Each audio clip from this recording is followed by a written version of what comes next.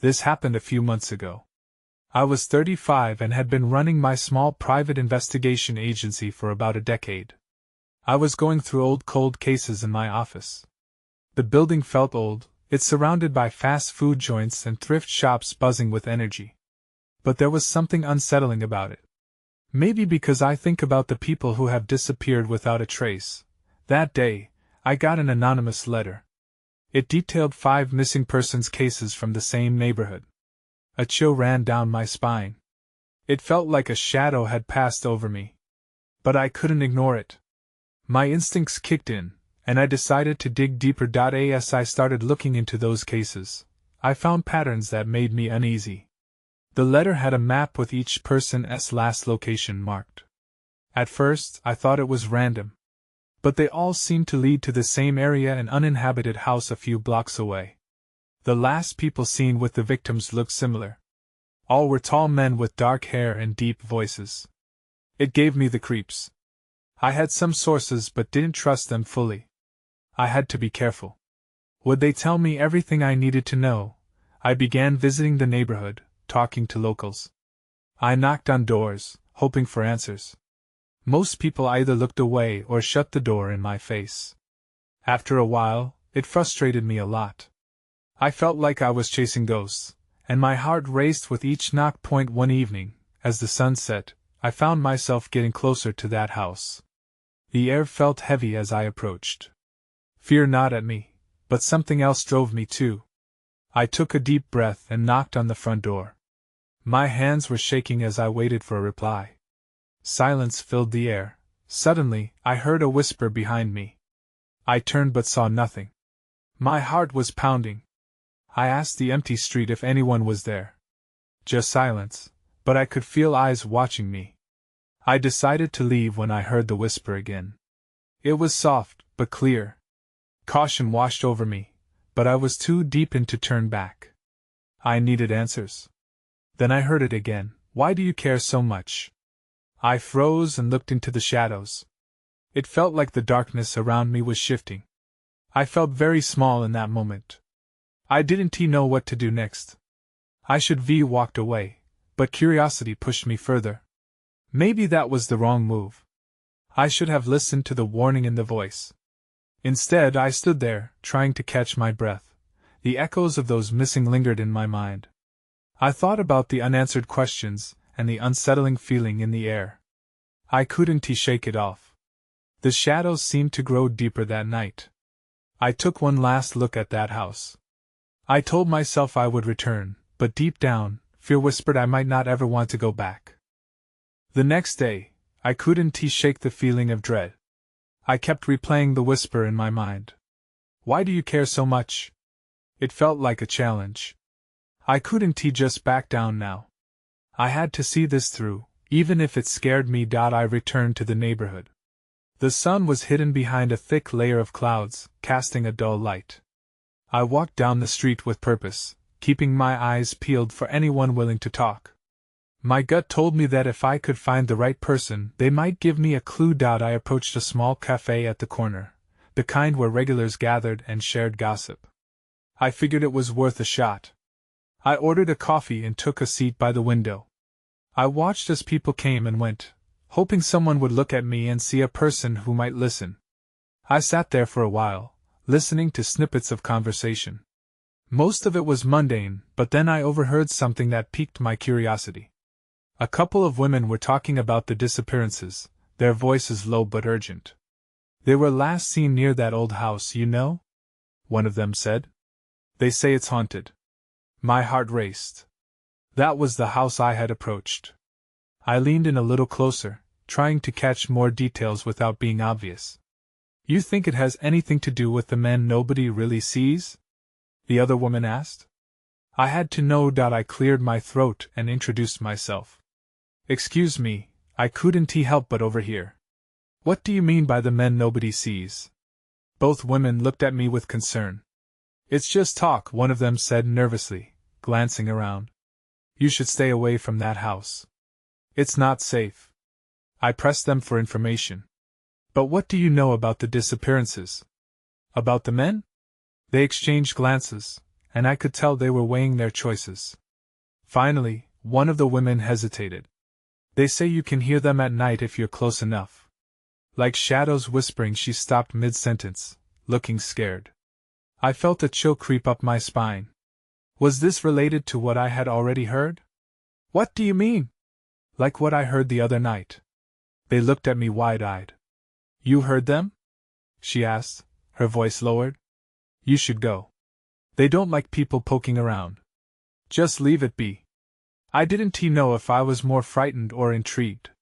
The women finished their coffee and left quickly, leaving me alone with my swirling thoughts. Their warning echoed in my mind, yet curiosity burned stronger than fear. I needed to know more. As I left the cafe, I noticed someone staring at me from across the street. A tall man with dark hair. He had a deep voice, just like the ones described in the letter. I felt my pulse quicken. Was he one of them? Before I could react, he turned and walked away. I wasn't sure if I should follow. That's when I saw it. A small slip of paper on the ground where he had stood. I picked it up and unfolded it. My heart dropped. It was a note with an address written in shaky handwriting, and underneath it read, "You're closer than you think." Questions flooded my mind. Who sent this? Was I truly in danger? I knew I had to go to this address, even if it meant walking straight into the shadows. I stepped off the bus at the address written on the note, my heart pounding again.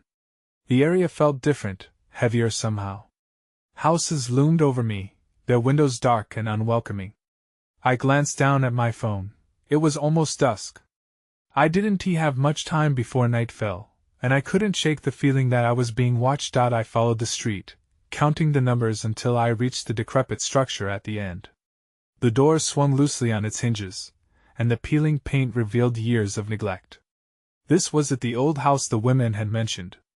A chill ran through me, but I steeled myself. As I stepped inside, dust particles danced in the thin rays of light that managed to filter through the grimy windows. The air felt stale, as if no one had breathed here in years. I called out, my voice echoing in the emptiness. Hello? Is anyone here? Silence answered. The floor creaked beneath my feet as I ventured deeper into the house. Eyes darting around, I searched for any sign of life or clues. That's when I caught a flicker of movement from the corner of my eye. I turned quickly, but it was gone. A shiver ran down my spine. I took a breath and pushed through the fear. I had come too far.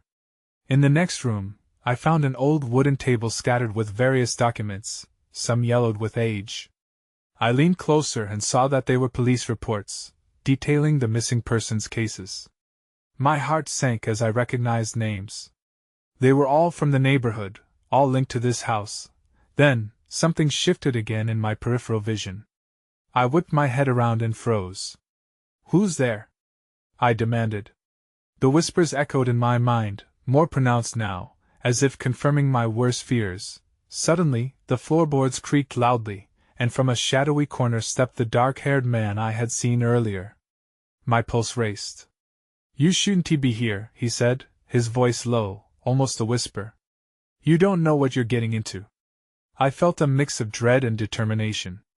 I know about the disappearances, I replied, trying to keep my voice steady. What happened to those people? He hesitated, his eyes darting between me and the darkened hallway behind him. There are things in this house that shouldn't be disturbed. You need to leave now. Before I could respond, he took a step toward me, and I instinctively backed away. That's when I noticed something aglint in the corner of the room. A photo resting face down. I reached for it even as he called out, "Don't." I flipped it over. My breath caught in my throat. It was a group photo of the missing people, all smiling and carefree, but they were marked with dark XS across their faces. Next to the photo were letters, initials that matched mine. Why is my name here? I whispered, panic washing over me. Because you're closer than you think, the man said again, his voice now more urgent. You really need to go. But before I could ask any more questions, the lights flickered. Then everything went dark. I stumbled forward, my heart racing as I reached blindly for the walls. The darkness engulfed me, thick and ominous, I was no longer alone. The air felt electric, buzzing with something I couldn't quite name. The whispers grew louder, forming a haunting melody that spoke of lost souls and unspeakable secrets. Stay calm, I told myself.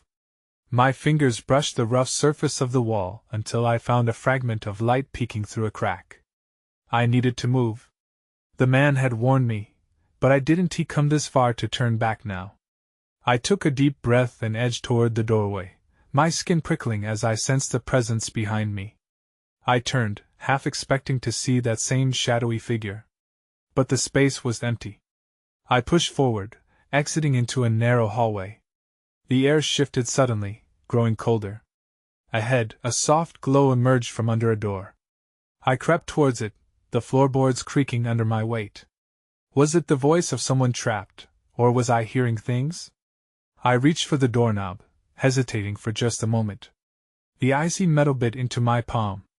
I twisted it slowly. The door swung open, revealing a dimly lit room. In the center stood a chair, bound with frayed ropes.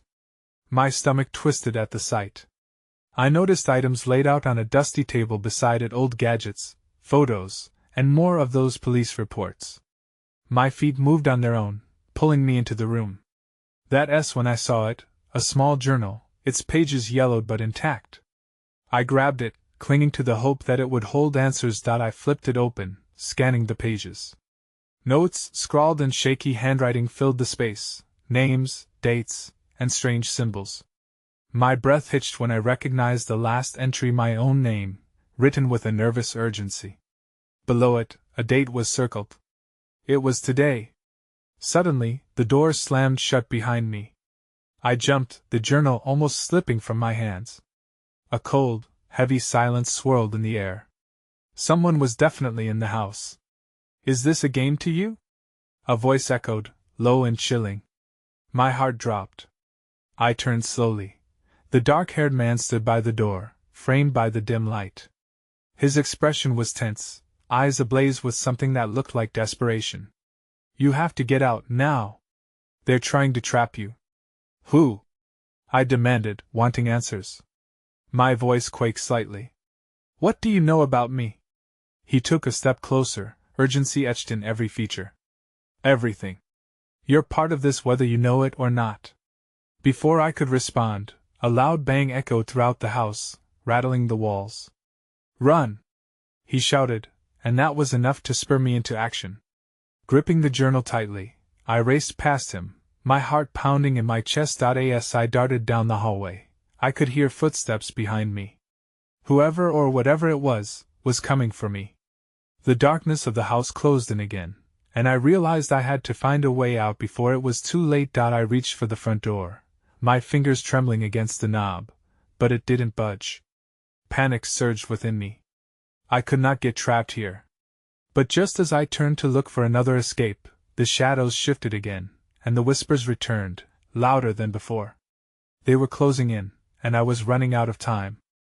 The sound of my heartbeat echoed in my ears as I frantically scanned the hallway for another way out. I spotted a window at the end of the corridor. It looked small, but anything was better than facing whatever the darkness had in store for me. I sprinted towards it, the whispers twisting into incoherent shouts around me, creating a chaos that suffocated my thoughts. Reaching the window, I felt a rush of cold air against my face. I struggled with the latch, but it wouldn't budge. I pressed my weight against it, pulling and pushing, desperation fueling my strength. Behind me, the man's voice broke through the shadows again, clearer this time. Look! The other door! I hesitated. Did I trust him? But there was no time to think. I glanced back. The shadows appeared to ripple, dark shapes skirting the edges of the light. Another loud thud resonated from the entrance I had just fled. I lunged toward the door he had pointed out, yanking it open just as another crash reverberated through the house. The door led into a cramped staircase, descending into yet more darkness. I didn't have a choice. I dashed down the steps, my breaths coming out in frantic gasps, the journal still clutched in my hand. As I stepped further down, the air grew heavy and damp, the cold wrapping around me like a vice. Where are you? His voice called from above, but I couldn't answer. All my focus was on the darkened space ahead, where faint shapes lingered just beyond the edges of the dim light. I could feel his urgency pressing at my back, but I couldn't slow down. At the bottom of the stairs, I stopped in my tracks. The hallway opened into a wide room illuminated by low-hanging bulbs, casting unsettling shadows that danced against the walls. There were jars and cages lined against one side, filled with strange trinkets and what looked suspiciously like oddities collected from previous investigations. A chill ran down my spine as I took in the room. On a battered table was a series of newspaper articles pinned up like trophies. The lead article caught my eye, a photo of the man from the upstairs, his smile wide and chilling. "Local hero saves family from fire," the headline read. "What?" "No," I whispered, my mind racing to make sense of it. The pieces clicked, but they only added more questions. He had been there, but how did he connect to all of this? "Don't look at it!" he shouted from above, his voice reverberating through the floor. "You have to keep moving!" I tore my eyes away and stumbled backward when I noticed movement from the corner of my vision. A glimmer of something in the shadows. Another shape emerged, this time more defined, a figure with no apparent face, just shadows swirling in place. "Get back!" I screamed, backing into the wall as fear coursed through me. The entity seemed to shift, drawn to the journal in my hand. I realized that it was trying to reach for me. I couldn't stay here. I had to get out, but I had to know what that journal meant first. I felt a desperate hope that perhaps it held the answers to the chaos surrounding me. "Just a little more time," I yelled, clutching the journal close as I backed towards the door. The room spun with shadows, and I sensed that whatever was chasing me was drawing closer. With a final burst of determination, I threw the journal toward the staircase, hoping it would buy me just a moment of distraction. As the figure lunged, I bolted past it, charging back toward what I hoped was my escape. But as I reached the bottom step, everything went dark again. The oppressive quiet returned, leaving me feeling more trapped than ever. The darkness swallowed me whole. I reached out, my hands grazing the damp walls of the staircase, panic flooding through me. I was lost, but I had to keep moving. I could hear nothing but the thudding of my heart and the residual echo of that figure's desperate reach. I stumbled forward, feeling my way through the darkness. Then I hit something, a door. It felt solid under my fingertips, and I pushed it open just enough to slip through into the next room. As I entered, a faint light flickered from an overhead bulb, casting strange shapes along the walls. The new room was smaller, cluttered with old furniture, stacks of yellowed files, and a large, heavy desk at the center. Papers were strewn everywhere, and an eerie stillness hung in the air. I felt compelled to look through them, maybe find something useful or some hint about what had happened. I was desperate for any clue. As I rifled through the documents, I came across a small photo, dog-eared and stained. It showed a group of 5 people standing in front of a cabin, their faces cheerful and carefree. My stomach twisted. The faces were familiar. I recognized them from the news stories that had haunted me for years. They were the missing persons, the cases that had gripped my town. My thirst for answers pushed me to the edge. I dropped the picture and turned, heart racing. I felt as though the shadows were creeping closer, pressing in on me. The journal. I needed to find it again. It might tell me how all of this connected: the man upstairs, the figures, the missing people. Everything was connected in a way I couldn't yet grasp. Suddenly, a door slammed somewhere behind me. I spun around, the sound echoing around the room, amplifying my fear. I peered nervously into the darkness from whence I came. "Hello?" I called, my voice trembling. No response. Just a stifling silence settled back in. Then, a shudder ran through the building, a deep rumble that felt like it was shaking the very foundation. My instincts screamed for me to leave the room. I rushed to the exit, but just as I reached for the handle, the lights flickered again, revealing a shadow looming in the doorway. It was him, the man from the articles, the photo still attached to the wall behind him. His smile was gone, replaced by a gaze that pierced through me. "You shouldn't have come down here," he said, his voice colder than I remembered. The realization hit me like a punch to the gut. This was the man who had lived a double life. A hero and a monster intertwined. Questions flooded my mind, but before I could voice them, he took a step toward me, and panic surged through me once more. That when I noticed something out of the corner of my eye, a loose piece of paper on the desk, flapping slightly as if urging me to take it. I hesitated, caught between fear and curiosity, torn between the darkness behind me and the man blocking my escape. "I know what you're looking for," he said, his smile returning, but it was far from comforting. I could feel the weight of his presence. But some truths are better left buried. I needed to make a decision. Would I turn back or confront him? Either way, I knew the next move could change everything.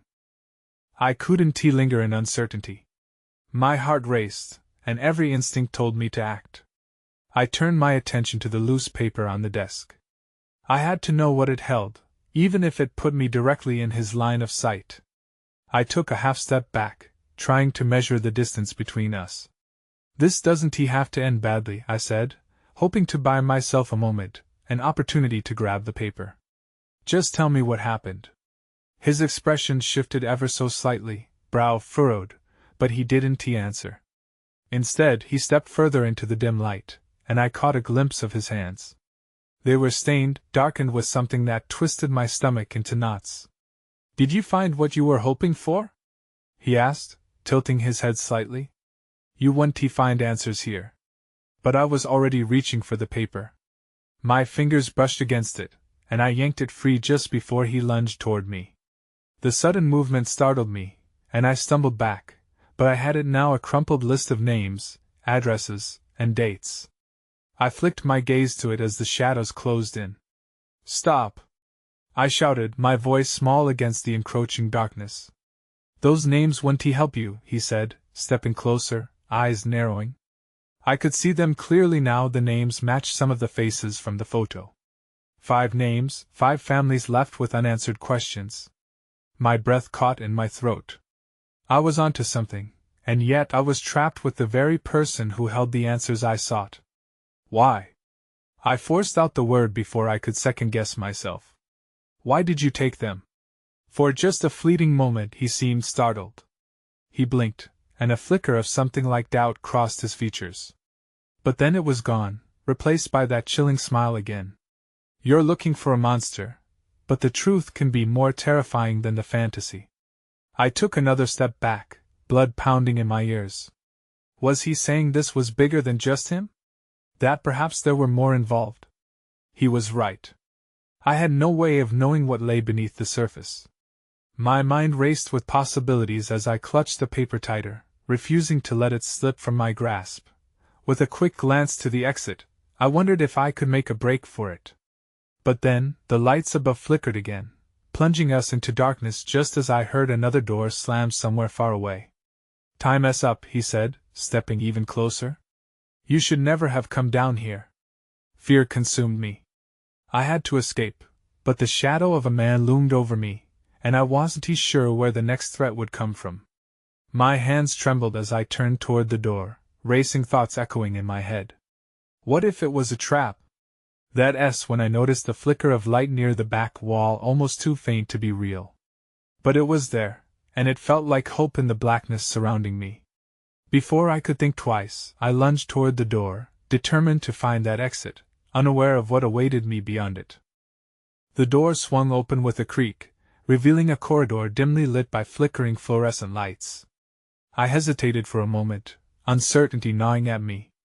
My pulse raced, reminding me that I had no choice but to move forward. Just then, I heard footsteps echoing behind me, a menacing reminder that I wasn't alone.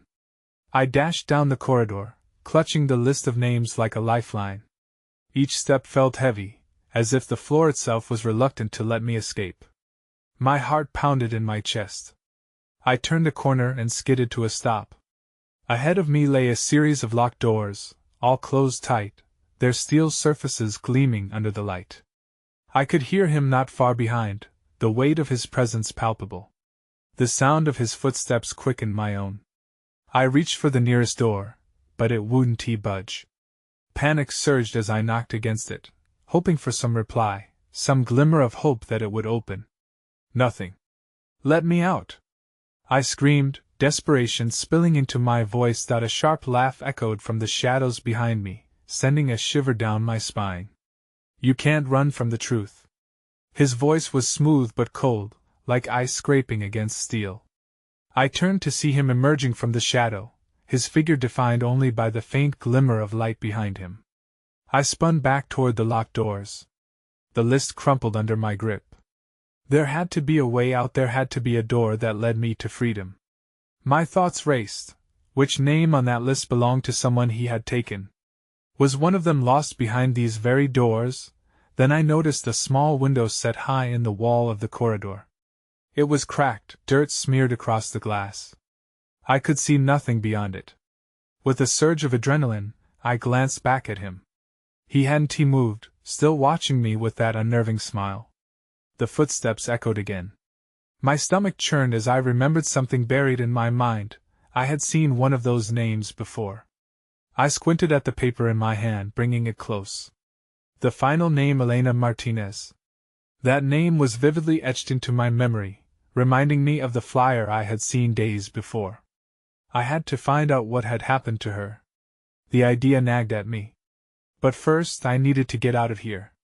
I turned back to the window, frustration fueling my actions. I jumped, reaching for the frame, scraping my fingers against the rough wall. It didn't budge. But before I could sink into despair, a louder crash sounded from the opposite end of the corridor. I was thrown off balance by the noise. It was coming closer, and more than that, it was not him. I turned toward the sound, caught between curiosity and fear. My instincts screamed at me to flee, but the thought of another presence made me pause. What if it was someone who could help? With renewed determination, I dashed forward toward the noise. I didn't see him approaching, but I could feel the tension in the air changing. As I neared the end of the corridor, the lights flickered out again. Before everything fell into darkness, I caught sight of a shadow next to the door, another figure, someone slipping inside. This was it. Whatever was waiting behind that door, it had to be the key to understanding everything that had happened. I pushed through the fear and stepped forward, ready to uncover the truth, but half expecting that once I did, it might be too late. The door creaked on its hinges as I pushed it open, diving into the unknown. Instantly, the scent of dampness and decay hit me like a slap in the face. The dim room inside was cluttered with dusty furniture, and the walls were stained with something dark that I didn't want to think about. "Anyone here?" I called, my voice barely above a whisper. The sound echoed back, swallowed by the oppressive silence. My heart raced as I scanned the room, searching for any sign of life or evidence of what had happened to Elena. I stepped deeper into the room, feeling the ground shift beneath my feet. As my eyes adjusted, I noticed something on the floor, a broken chair lying awkwardly as if someone had wrestled with it. My breath caught in my throat. This was just an abandoned space. It was a scene. I knelt down, feeling the course would splinter beneath my fingers. A shiver ran down my spine. I was getting closer to the truth, but what kind of truth? I reached for the list again, hoping it would offer some clarity.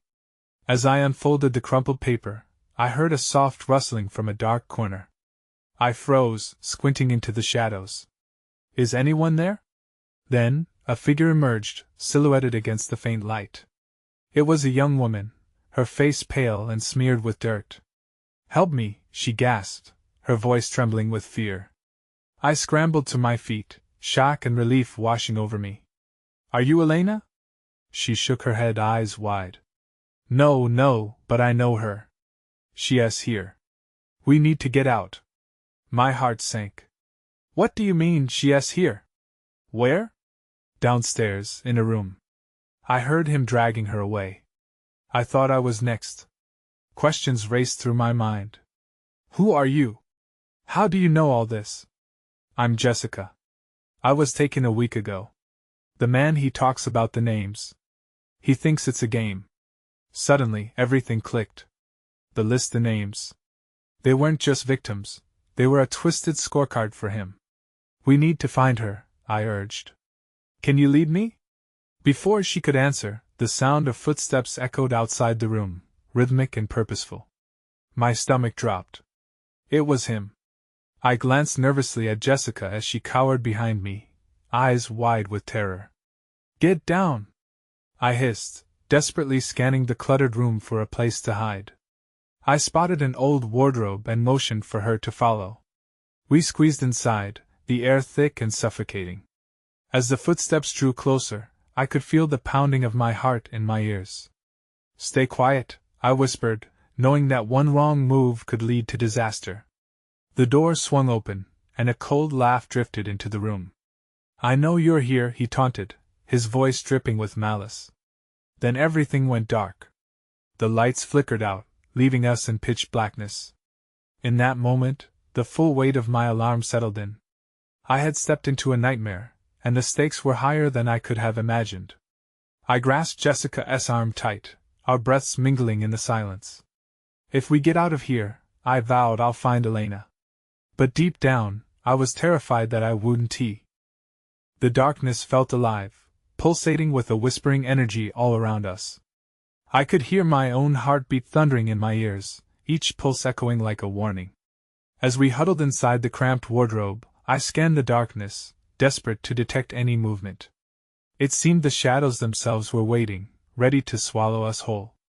"Just breathe," I whispered to Jessica, doing my best to keep my voice steady. She nodded, but I could feel her fear radiating beside me. The chilling laughter faded into the distance, but the oppressive silence only magnified the unease. I clenched a list in my fist, its paper crumpling under the pressure of my grip. There had to be a way out. We'd come too far to be mere playthings in this twisted game. After what felt like an eternity in limbo, the heavy footsteps retreated.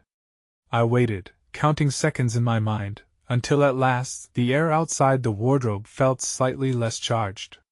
I couldn't stay there forever. I risked a glance at Jessica. Her wide eyes reflected a mixture of bravery and dread. "Okay, we have to move," I said, urgency lacing my voice. "Let us try to find a way back upstairs where we might have a chance to escape." As we cracked the wardrobe door open, a sliver of light bled through, illuminating the chaos within the room. Dust motes danced in the faint glow, and I could see more clearly the remnants of what had once been a normal life: books, photos, and a child's toy that seemed out of place amidst the horror. I opened the door cautiously, peering into the hallway.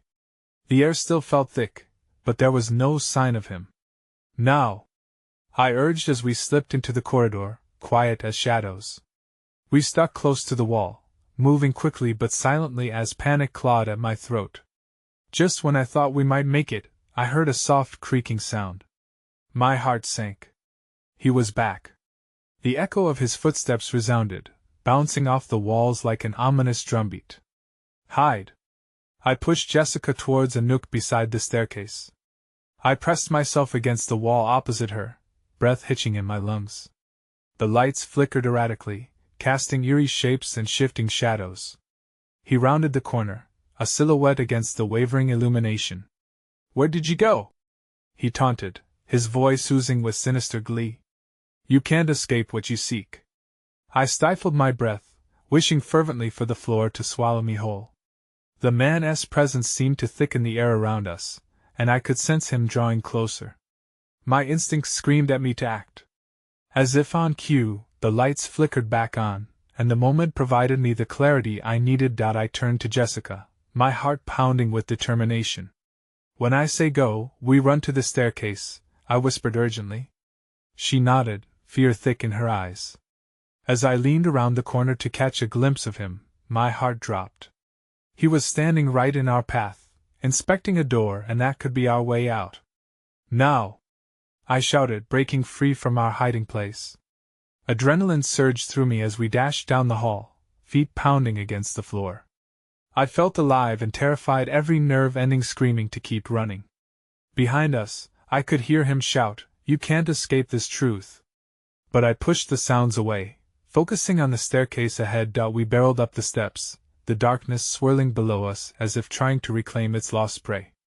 I reached for the door at the top just as it swung open, revealing light and fresh air. We stumbled through, gasping for breath, emerging into the dim light of twilight just outside the menacing house. In an instant, an eerie calm washed over me, contrasting sharply with the chaos we'd left behind. I turned to Jessica, relief flooding through me.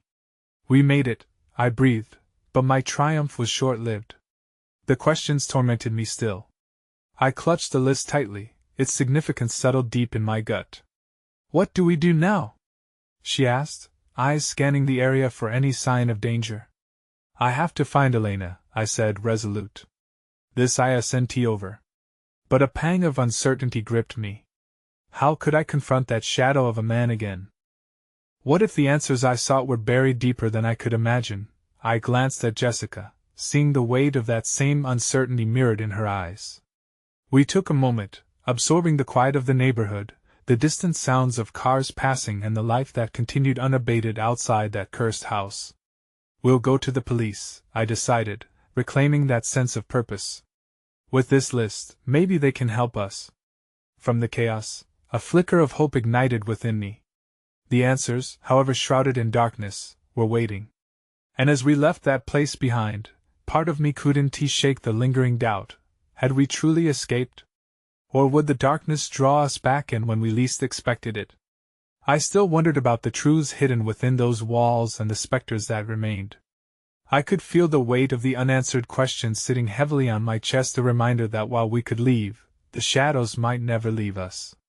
It was only the beginning, but perhaps some answers were better left undiscovered.